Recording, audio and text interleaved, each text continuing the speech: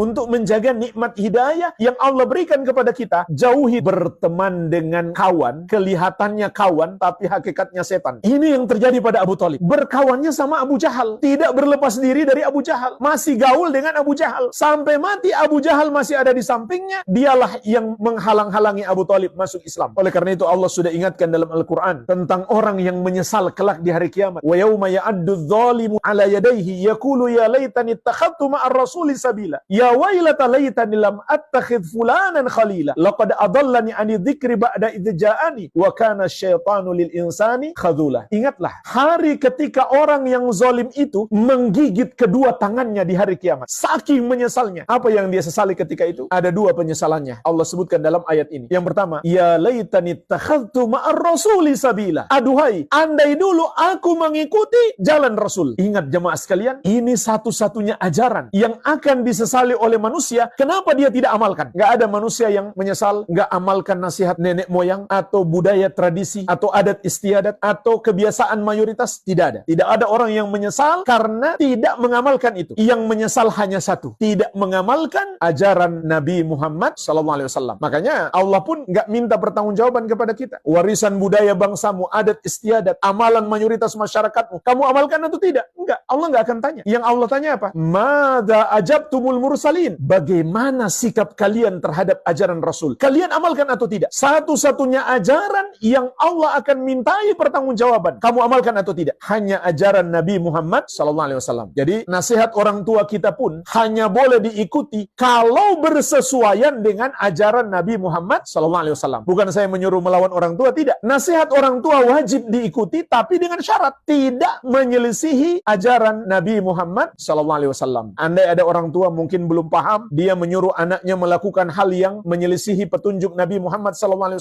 maka nggak boleh dia lakukan. Tapi bukan berarti juga dia membentak orang tuanya, tidak. Namun dia nasihati orang tuanya dengan cara yang baik, tapi dia menolak dengan tegas, tidak mau mengikuti ajaran apapun, meskipun yang suruh adalah orang tuanya, kalau bertentangan dengan ajaran Nabi Muhammad SAW. Karena beliau mengatakan, innama ta'a fil ma'ruf, sesungguhnya taat kepada makhluk hanya boleh dalam hal yang ma'ruf, yang tidak bertentangan dengan syariat. La ta'ata li makhlukin fi maksiatil khaliq, tidak boleh taat kepada makhluk dalam bermaksiat kepada Allah sang pencipta. Jadi ini penyesalan yang pertama. Penyesalan yang kedua, dia pun berkata, ya wailata laitani lam attakhidh fulanan khalila. Celakalah aku, aduhai, andai dulu aku tidak menjadikan si fulan sebagai teman dekatku. Ingatlah jemaah sekalian, ini di antara penyesalan manusia kelak di hari kiamat. Dulu salah gaul, salah milih teman. Kenapa? Laqad adallani 'ani dzikri ba'da idz ja'ani. Karena si fulan itu, teman baikku itu telah menyesatkan aku dari pengajaran Allah, dari Al-Quran, dari Sunnah. Padahal Al-Quran dan Sunnah itu sudah datang kepadaku, sudah aku tahu. Tapi gara-gara kena pengaruh teman, maka dia pun tersesat. Kemudian Allah tutup ayat ini dengan mengatakan, wa kana syaitanu lil insani khadula. Setan itu memang penipu manusia. Sebagian ulama ahli tafsir mengatakan, maksud setan dalam ayat ini adalah temannya yang menyesatkan dia. Bukan setan yang nggak kelihatan. Kelihatan manusia, tapi lebih pantas disebut setan. Kenapa? Suka menyesatkan, suka mengajak-ngajak orang melakukan keburukan, suka menghalang-halangi orang untuk melakukan kebaikan. Maka Allah mengingatkan kepada kita dalam Al-Quran, dia hakikatnya bukan teman, tapi setan. Cuma kalau ada teman begini, jangan dipanggil setan ya. Namun dinasihati dengan baik, diingatkan, hati-hati kamu jangan jadi setan. Oleh karena itu juga, saya ingatkan secara khusus, termasuk kewajiban orang tua memperhatikan dengan siapa anaknya berteman. Bisa jadi jemaah sekalian, kita sudah capek mendidik anak kita di rumah, cuma sekali saja bergaul dengan teman yang buruk, langsung terpengaruh buruk. Harus kita pastikan, kita awasi dengan siapa anak kita berteman. Rasulullah SAW juga bersabda, Al-mar'u ala dini khalili, falyanzur ahadukum man yukhalil. Seseorang itu tergantung agama sahabat karibnya. Maka hendaklah setiap kalian memilih siapa yang akan dia jadikan sahabat dekatnya. Harus selektif. Sama saja dalam pergaulan sehari-hari, apakah di kantor atau di lingkungan, di kompleks tempat kita tinggal, ataupun di medsos. Jangan di-follow, jangan berteman di medsos dengan teman-teman medsos yang suka share yang buruk-buruk, yang jelek-jelek. Cari teman yang baik. Kalau perlu yang suka share yang buruk-buruk itu, diblokir dari pertemanan. Supaya kita nggak bisa melihat lagi keburukan yang dia posting di medsos. Ini penting jemaah sekalian. Banyak orang yang rusak hanya karena teman.